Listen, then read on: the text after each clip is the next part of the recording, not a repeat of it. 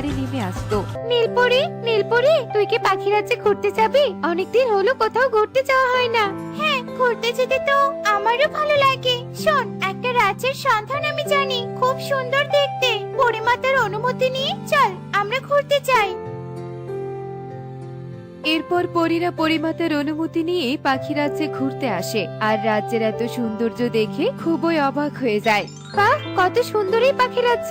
এটা তো আমাদের পরিরাজ্যের থেকেও সুন্দর। কত সুন্দর পাখি! কিন্তু দেখ দেখ, এই বনের পাখিগুলো কেমন যেন অদ্ভুত। কেউ হাসছে না, কারো মুখে দেখছি হাসি নেই।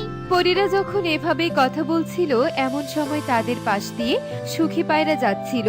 বাহ পাখি, তুমি দেখছি আমাদের পরীর থেকেও ভীষণ সুন্দর। তোমাকে আমাদের ভীষণ ভালো লেগেছে।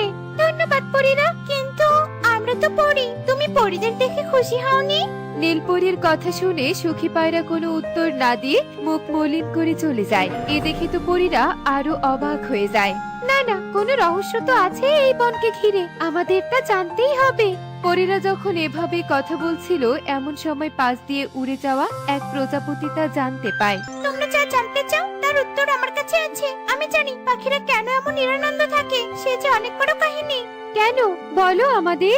এক ডাইনি তাদের অভিশাপ দিয়েছিল যে এই বনের পাখিরা কোনোদিনও হাসতে পারবে না। সেই দিনের পর থেকে এই বনের পাখিরা যতই সুন্দর মুহূর্ত হোক না কেন হাসতে পারে না, আর না হাসার কারণে কেমন যেন নিশ্চুপ হয়ে আছে পুরো বন। এবার বুঝতে পেরেছি। শোন নীলপরি, এই বনের পাখিদের হাসি আবারও ফিরিয়ে দিতে হবে। তার জন্য আমাদের পরিরাজ্যের উপকারী টমেটো গাছের টমেটো প্রয়োজন। এরপর পরীরা প্রজাপতিকে ধন্যবাদ জানিয়ে তাদের পরিরাজ্যে চলে যায় আর পরিমাতাকে বলে তাদের গাছ থেকে টমেটো নিয়ে আসে আর রাজার রাজপ্রাসাদে সবাইকে একত্রিত করে।